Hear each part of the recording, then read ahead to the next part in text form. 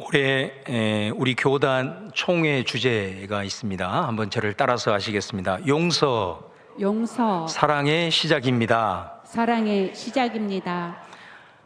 우리 총회가 왜 이 주제를 정했을까? 아마 우리 사회 갈등이 좀 심하다 수준을 넘어서서 이제 한계치에 도달했던 것이 아닌가, 이런 문제의식이 깔려 있는 것으로 사료됩니다.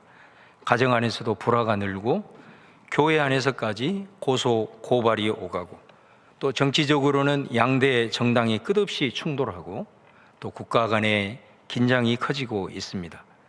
그러니까 이런 갈등의 뿌리를 가만히 보면은 서로를 용서하지 못하고 포용하지 못하는 일종의 힘의 논리, 보복의 정신이 자리 잡고 있다는 겁니다.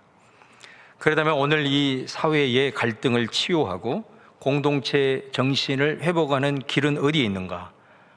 저는 교회가 굉장히 중요한 위치에 있고 그 역할을 하고 있다고 봅니다. 왜냐하면 우리가 믿는 예수님은 평화의 왕으로 오셨기 때문입니다. 그리고 우리가 아직 죄인 되었을 때에 그분이 아무런 조건 없이 우리를 품어 우리를 용서하셨고, 오늘 이 자리에 앉아있는 저와 여러분이 바로 그 은혜의 수혜자들이기 때문에 그렇습니다. 근데 여러분, 솔직히 지금 현실을 보면은 교회가 갈등을 치유하기보다는 갈등의 진원지 역할을 하고 있는 것을 부인할 수 없습니다. 사회 갈등을 치유하고 회복을 시켜야 되는데 오히려 갈등 유발자가 되고 있는 이런 현상들을 우리가 참 안타까운 모습으로 보게 됩니다. 또 교회 안에도 마찬가지. 그리스도 안에서 이미 교회는 하나된 공동체인데 서로를 인정하지 못해서 갈등이 생기고, 갈등이 생기더라도 그것을 극복을 해야 되는데 그러지 못하고 분열하는 그런 모습을 보여주고 있기 때문입니다. 여러분, 예수님이 마태복음 5장에 교회를 향하여서 너희는 세상의 빛과 소금이다, 이렇게 말씀하셨습니다. 세상이 어두울 때 교회가 빛을 비춰서 그 길을 보여줘야 하는데, 정작 세상이 가장 필요할 때 교회가 빛을 비춰주지 못하고 오히려 갈등의 중심에 있다 보니까 지금 교회가 어떤 상황에 직면하고 있느냐, 예수님의 말씀이 그대로 이루어지고 있어요. 마태복음 5장 13절 말씀에 아무 쓸데없어 다만 밖에 버려져 사람에게 밟힐 뿐이니라. 교회에게 주신 말씀이거든요. 빛과 소금의 기능을 교회가 잃어버리면 세상에 밟힌 존재가 된다. 참으로 우리의 가슴을 울리는 예수님의 말씀입니다. 그래서 저는 여러분이 세상에 나가서 갈등을 치유하십시오, 이렇게 도전하고 싶지 않아요. 먼저는 우리 교회 안에 생길 수 있는 이런 갈등을 극복하고 공동체를 세워나가는, 그래서 그 교회가 이런 속성을 유지하고만 있다 하더라도 우리 교회를 통해서 하나님의 뜻이 아름답게 이루어진다는 거예요. 여러분, 교회는 공동체이기 때문에 갈등이 있습니다. 오히려 갈등이 없는 것이 문제가 되는 거예요. 왜? 그건 딱 다양성이 인정이 되지 않고 획일화된 공동체는 갈등도 없습니다. 살아있으나 죽은 공동체죠. 갈등이 있다는 것은 살아있다는 거예요. 문제는 뭐냐면 그 갈등을 어떻게 극복하느냐, 이게 중요한 겁니다. 근데 교회는 대안이 있는 겁니다. 그 대안을 붙들고 교회가 먼저 치유되고 세워지게 되면 세상이 교회를 주목하게 돼요. 그 상태에서 우리가 복음을 전할 때 강력한 세상을 끌어들이는 역사가 나타나게 된다는 거예요. 이것이 예수님께서 교회를 향하여서 세상의 소금이요 빛이요 산 위에 있는 동네다라고 하신 말씀의 의미인 것입니다. 그래서 이 말씀을 통해서 교회는 세상을 끌어당기는 강력한 구심력이 있다라는 말씀을 예수님은 하고 싶으신 것입니다. 그렇다면 세상을 끌어당기는 그런 구심력이 있는 이 역사가 교회 공동체를 통해서 일어나게 하는 그 대안이 무엇이냐? 그 중에 하나가 용서입니다. 여러분, 용서는 기독교만의 덕목은 아닙니다. 그러나 다른 데서 주장하는 것과 달리 용서는 기독교에 있어서 복음의 본질입니다. 그리고 그리스도인이 가장 핵심적으로 추구해야 될 가치, 다시 말하면 천국의 대표 덕목이 뭐냐라고 했을 때 용서라고 말씀드릴 수 있는 거예요.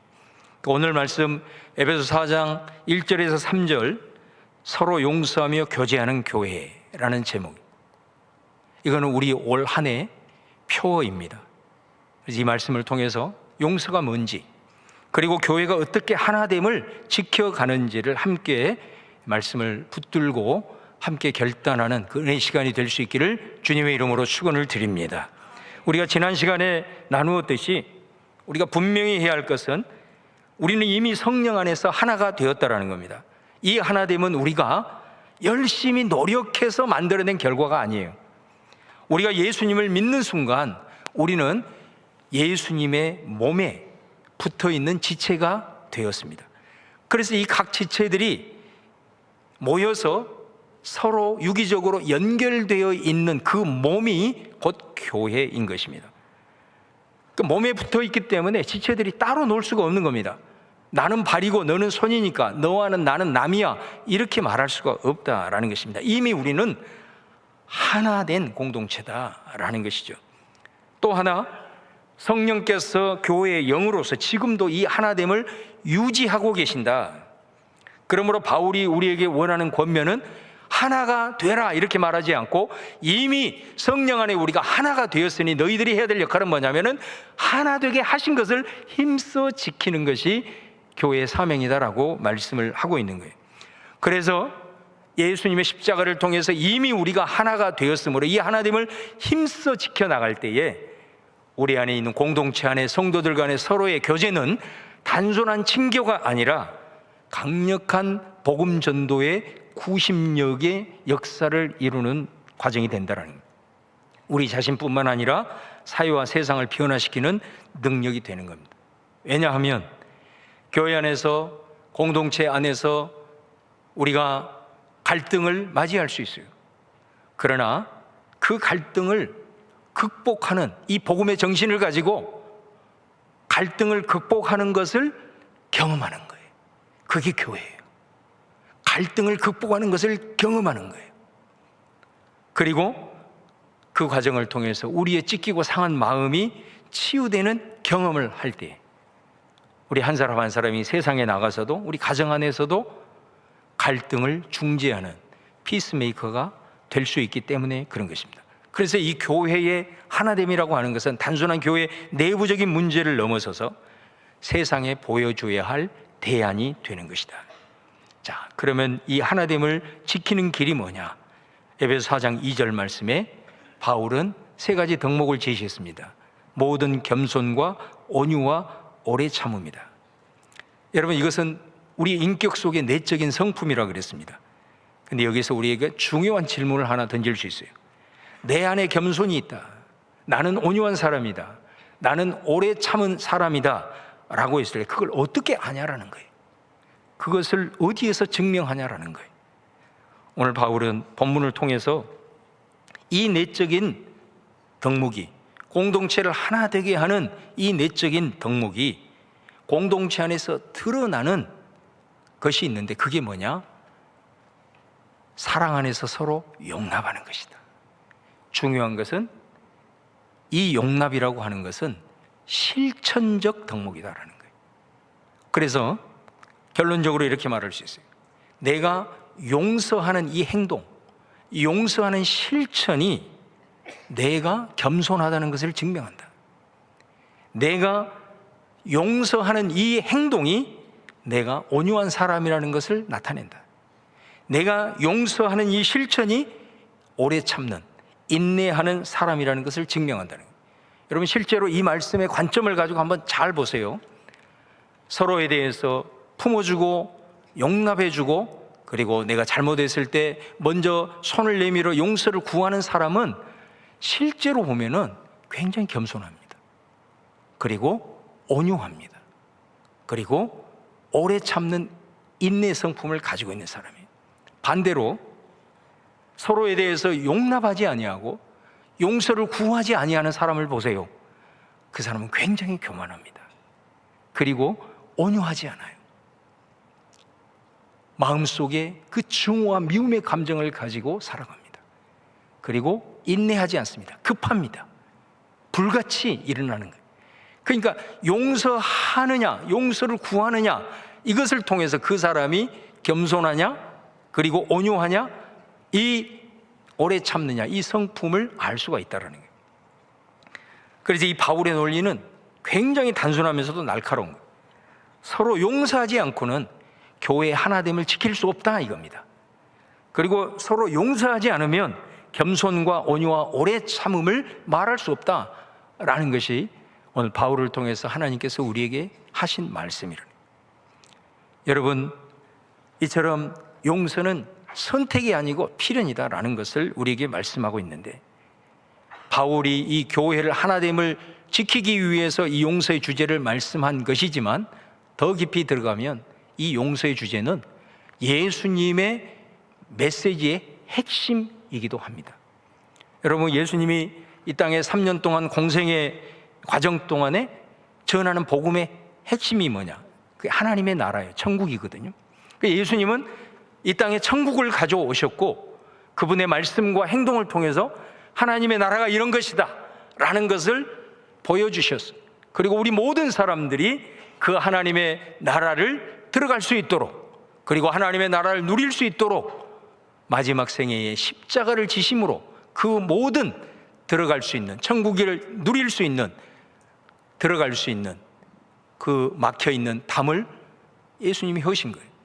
그리고 예수님이 말씀하신 천국이, 그리고 우리가 받아야 될 그 유업인 천국이 거짓이 아니고 진리라는 것을 증명하기 위해서 예수님은 3일 만에 부활하셨어요.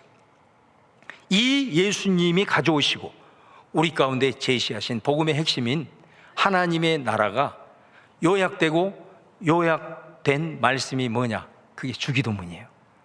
주기도문은 단순한 기도가 아닙니다.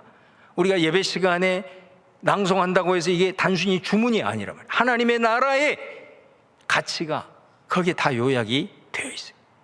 그래서 이 주기도문을 통해서 우리가 하나님의 나라, 완성될 하나님의 나라는 이런 곳이구나, 또 우리가 이 땅을 살아가면서 하나님의 나라를 경험하면 이런 것을 통해서 경험을 하는구나라는 걸 알 수 있다는 거예요.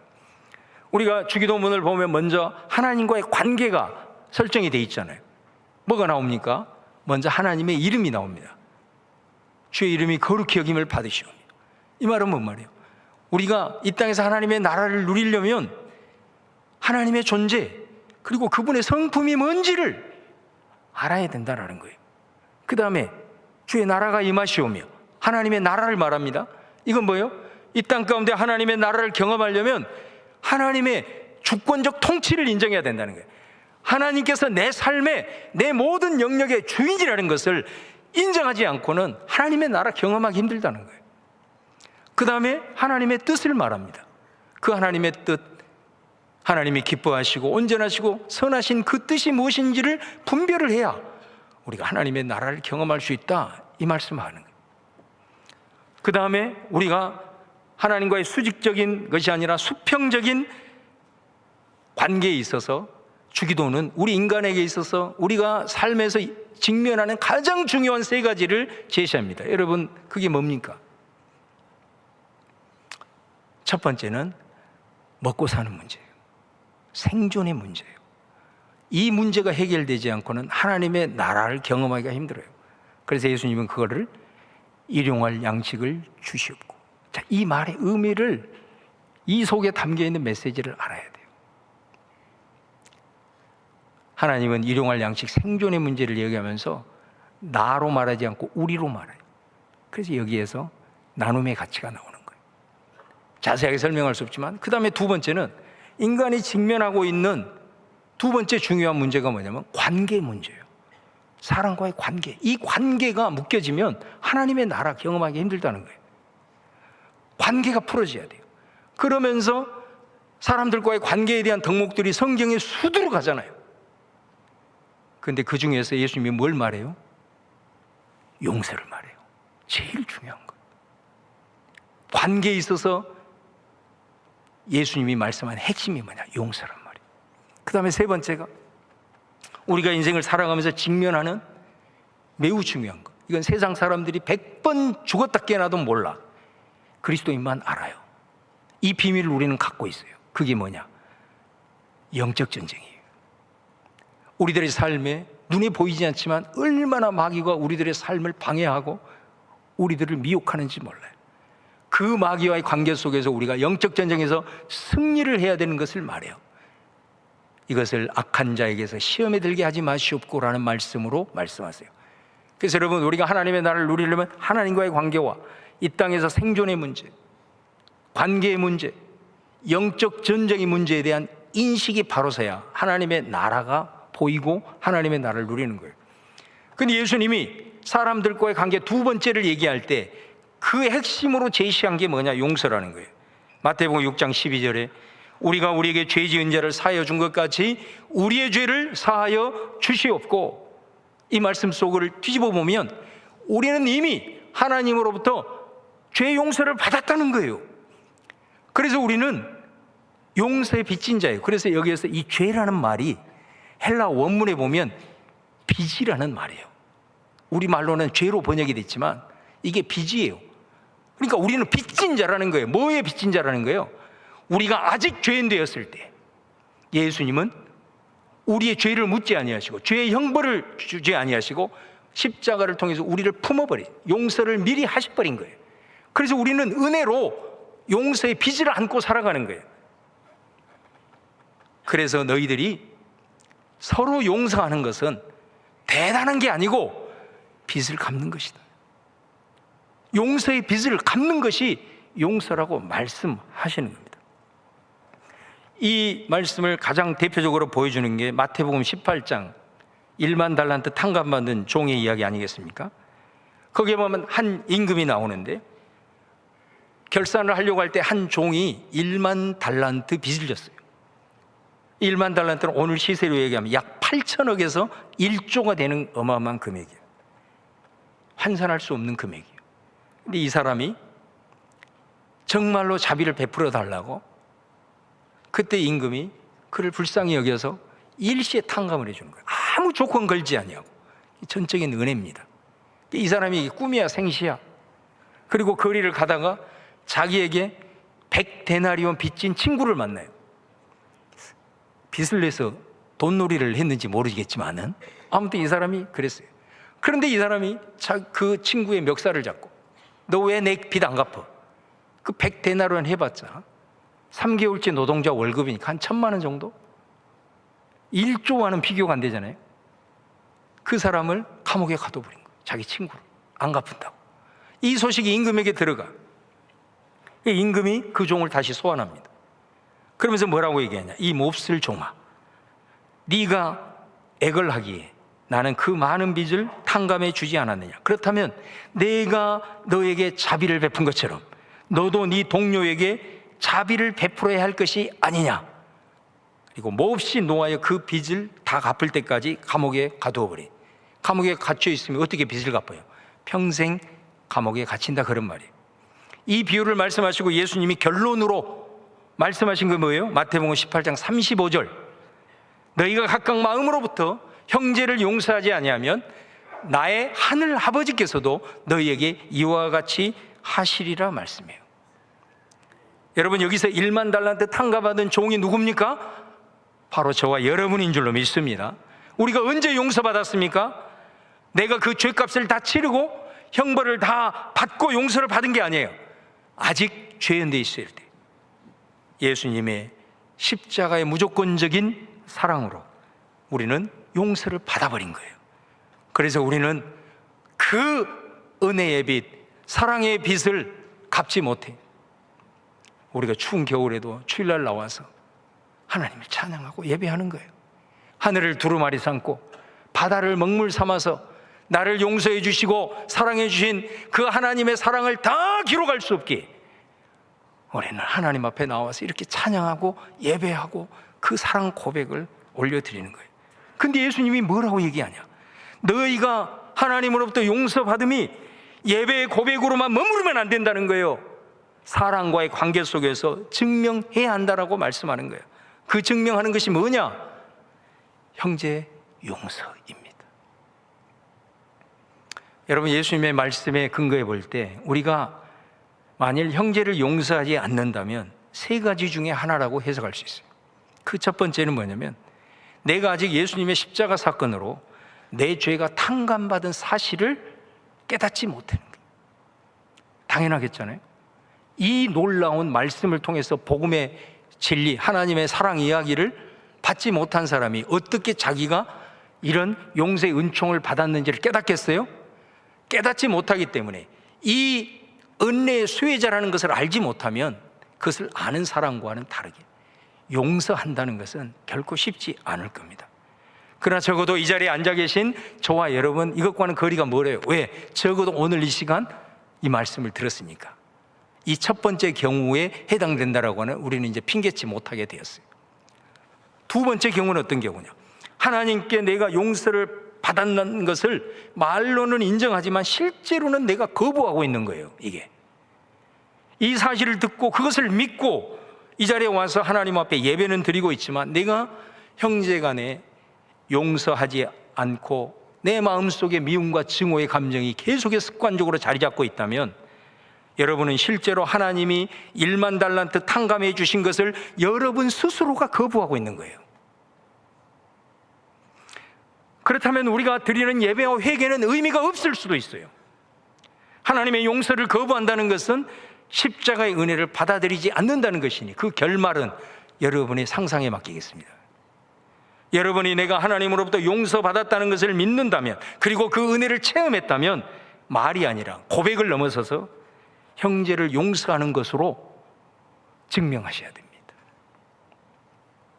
세 번째는 하나님께 은혜를 받았다고 말하면서 용서하지 않는다면 그건 오늘 종처럼 진짜 배은망덕하는 거예요. 이 배은망덕이 얼마나 위험한 죄가 될 수 있냐면, 내 그 모습이 하나님을 왜곡해서 다른 사람이 구원의 길로 들어서는 것을 막는 역할을 할 수도 있어요. 왜 그러냐면 믿음이 약한 사람들이나 세상 사람들은 하나님을 보지 못해요. 하나님을 누구를 통해서 보냐? 나를 통해서 보는 거예요. 먼저 믿는 나를 통해서 보는 거예요. 그런데 내가, 사람들이 탕자가 돌아오는 걸 보세요. 왜 탕자가 돌아와요? 내가 돌아가도 하나님은 나를 맞아주실 것이다. 나를 무조건적으로 용서해 주실 것이다. 그분은 자비가 풍성하시고 은혜가 풍성하신 분이라는 것을 보고 하나님 앞에 발걸음을 내딛는 거예요. 그런데 나의 모습을 보고 세상 사람들이 하나님은 증오의 하나님이구나, 용서하지 아니하시고 엄벌을 내리시는 하나님이시구나, 하나님은 회개하지 않는 자들을 채찍질하시고 저주를 퍼붓는 분이구나, 내가 늘 용서하지 않고 증오의 감정과 미움의 감정으로 가득 차 있는 내 모습을 보고 세상 사람들이나 믿음에 약한 사람들이 저가 믿는 하나님이 저런 분이구나 라고 오해를 해서 하나님 앞에 나아가지 못한다면 내가 그들의 구원을 가로막는 일을 하는 꼴이 될 수 있다라는 거예요. 그래서 용서는 선택이 아닙니다. 그래서 용서는 신앙의 본질이에요. 내 신앙의 진위를 드러내는 좌표가 된다는 거예요. 그래서 바울이 오늘 서로 용납하라 라고 말하면서 단서를 달죠. 사랑 가운데서. 여기서 사랑은 헬라어로 아카페입니다. 이 사랑은 예수님이 우리를 아무런 조건 없이 사랑하시는, 용서하시는 그 사랑이거든요. 그 사랑을 너희들이 힘입었으니 이제 그 사랑으로 서로를 용납하라고 말하는 겁니다. 여러분, 이런 말씀을 들을 때마다 우리 마음속에 어떤 생각이 드세요? 기도하지 않고는 살 수 없는 거예요.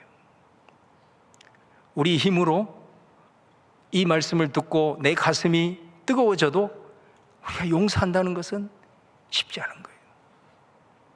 기도해야 될 이유가 여기 있는 거 아니에요? 하나님 앞에 어떻게 기도하지 아니하고 그분의 힘을 힘입지 아니하고 이 말씀이 내 삶으로 나타나겠냐 이 말이에요. 여러분의 기도 제목이 바뀔 수 있기를 주의 이름으로 축원합니다. 용서와 관련해서 우리가 한 가지 더 살펴봐야 될 것은, 우리가 용서를 말할 때 우리는 용서해 주는 것만 생각하는 경향이 있어요. 근데 성경은 용서를 해 주는 것 함께 용서를 구하는 것을 말합니다. 마태복음 5장 23, 4절에 그러므로 예물을 제단에 드리려다가 거기서 네 형제에게 원망 들을 만한 일이 생각나거든 예물을 제단 앞에 두고 먼저 가서 형제와 화목하고 그 후에 와서 예물을 드려라. 무슨 말씀이죠? 용서에 있어서 용서를 내가 다른 사람을 하는 만큼 내가 다른 사람에게 용서를 구하는 것이 얼마나 중요한가라는 것을 단적으로 보여주는 말씀이에요. 여러분, 우리는 용서하면 용서하는 것만 생각해요. 이것 자체가 얼마나 우리가 자기중심적인지 몰라요. 사실 우리가 관계 속에서 한쪽이 일방적으로 잘못을 하잖아요. 그러면 문제는 쉽게 풀려요. 내가 잘못을 했기 때문에 잘못을 용서했다고 구할 수가 있어요. 그러면 저 사람은 그래, 네가 실수했어도 정직하구나 하면서 그 손을 잡아줄 수 있어요. 의외로 쉽게 풀릴 수 있어요. 근데 대부분의 관계의 대부분은 한쪽만의 일방적인 잘못이 아니라는 거예요. 생각의 차이에서 나오는 거예요. 관점의 충돌로 대부분의 갈등은 생기는 거예요. 그런데 우리는 일방적으로 내가 용서해 줄 것만 생각해. 자기중심적인 거예요. 내 잘못을 못 본다고 있는 거예요. 상대방의 잘못만 먼저 본다는 거예요. 그러니까 자신이 늘 피해자로 착각을 하는 거예요. 관계의 대부분은 절대로 일방적이지 않습니다. 이 갈등의 원인은 나도 잘못한 측면이 분명히 있는 거예요. 정도의 차이는 있지만. 그렇기 때문에 용서를 구하는 자세가 얼마나 중요한가라는 걸 깨달아야 돼요. 특별히 한국교회 성도들은 굉장히 심각한 문제를 가지고 있는데 그게 뭐냐? 관계 속에서 지은 죄를 하나님한테만 회개하면 용서받을 것으로 착각해요. 여러분, 관계 속에서 지은 죄는 하나님께 용서를 구하고 그 사람에게 용서를 구해야 됩니다. 그래야 용서받습니다. 다 그 사람에게 용서를 구할 때 이제 추는 그 사람에게 넘겨가는 거예요. 그 사람이 나를 용서하든 안 하든 상관없어요. 그러나 하나님 앞에 용서를 구하고 그 사람에게 가서 손을 내밀고 용서를 구해야 그때서 하나님의 용서를 받습니다. 이걸 꼭 기억하셔야 돼요. 우리는 관계 속에서 잘못을 지어놓고 하나님 앞에 회개하면 용서받는 거예요. 여러분의 죄는 차곡차곡 쌓여가고 있는 거예요. 여러분, 우리가 살아가면서 많은 것들이 묶이고 살아갑니다. 그런데 이 묶인 것이 풀어져야 되는 거예요. 예수님이 뭐라고 얘기하냐? 마태복음 18장 18절에 나는 분명히 말한다. 너희가 무엇이든지 땅에서 매면 하늘에서도 매일 것이고 땅에서 풀면 하늘에서도 풀리리라 말씀합니다. 그런데 이 문맥이 중요한 겁니다. 예수님이 어떤 문맥에서 이 말씀을 하고 있느냐? 용서의 문맥이에요. 이 말씀을 하고 나서 1만 달란트 탕감받은 비유의 말씀을 하셔요. 그러니까 예수님이 하신 말씀은 너희들이 관계 속에서 서로 용서하고 용서를 구함으로써 풀어야 하늘이 열린다 이 말이에요. 그런데 그 용서와 용서를 구하는 이것을 통해서 풀지 않고 백날 기도해. 하늘이 막혀 있는데 어떻게 응답이 이루어지겠냐고. 여러분들 삶 속에서 구하고 간구하고 하나님 앞에 나가는 데 있어서 하늘이 열리지 않는다면 반드시 우리는 이 용서를 하나님 앞에 정직하게 들여다봐야 된다는 것입니다. 오늘 말씀을 마무리하면서 여러분, 오늘 말씀은 한 문장으로 붙들면 이겁니다. 교회의 하나됨은 용서로 지켜지는 거예요. 우리는 이미 성령 안에서 하나가 되었어요. 그 하나됨을 힘써 지키는 일은 내 안에 성품에서 끝나지 않습니다. 내가 겸손하냐, 온유하냐, 오래 참음이 진짜 하나됨을 지키는 덕목이라면 이것이 뭐로 드러나느냐?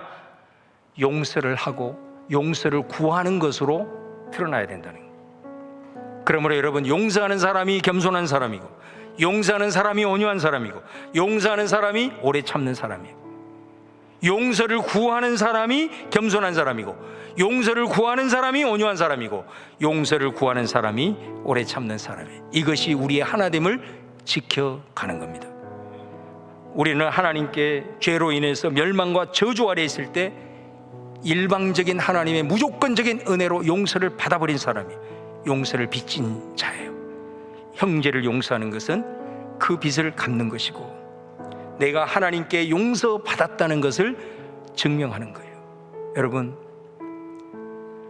용서를 하는 것은 결코 쉽지 않아요. 시간이 오래 걸릴 수도 있어요. 그러나 방향성만큼은 그렇게 가야 돼요. 그리고 그것을 위해서 기도하는 거예요. 내 힘을 의지하고 내 자신을 의지하면 못해요. 그래서 우리가 기도해야 될 이유가 여기에 있다라는 것입니다. 관계 속에서 지은 죄 하나님 앞에 회개하면 끝낼 일이라고 착각하고 당사자에 대해서 손을 내밀지 않는 경우는 절대로 용서받지 못해요. 그래서 기도하면서 영적인 민감함을 가지고 내 안에 있는 관계 속에서 묶여있는 것들이 생각난다면 성령의 힘을 입혀서 손을 내밀어야 돼요. 그 사람이 용서해 주든 안 해든 그것과는 상관없어요. 손을 내밀면 하나님이 용서하세요. 이것이 진정한 또한 회개가 될 것입니다. 저는 오늘 우리 번향교회가 정말로 서로 용서하고 서로 용서를 구하고 그래서 참된 교제가 이루어질 수 있기를 주의 이름으로 축원합니다. 지난 시간에 말씀드린 대로 우리가 올 한 해 하나님을 위해서 엄청난 무슨 사역을 못하더라도 하나님을 위해서 어떤 전략과 그런 프로그램이 없다 할지라도 우리가 서로 용서하면서 진정한 참된 교제를 이루는 이것만으로도 우리 하나님께서 이 교회를 세상 사람들을 끌어들이는 강력한 구심점을 그 구심력이 있는 모습을 저와 여러분이 경험할 수 있기를 바랍니다. 성도 간에 참된 교제하는 그 빛과 소금의 속성을 가지고 있는 것만으로도 세상 사람들을 복음만으로 끌어들일 수 있는 그 구심력의 역사를 저와 여러분이 올 한 해 경험하자고요. 축원합니다. 그리고 그 모습을 우리가 경험해서 세상에서 가정 안에서 먼저 묶여있는 것들이 풀어지고 세상 안에서도 피스메이커 역할을 감당하게 될 것입니다. 그런 은혜가 올 한 해 우리 교회 가운데 오직 성령님이 운행하셔서 역사를 이루실 줄 믿고 함께 기도하며 나아가는 저와 여러분 되시기를 주의 이름으로 축원합니다.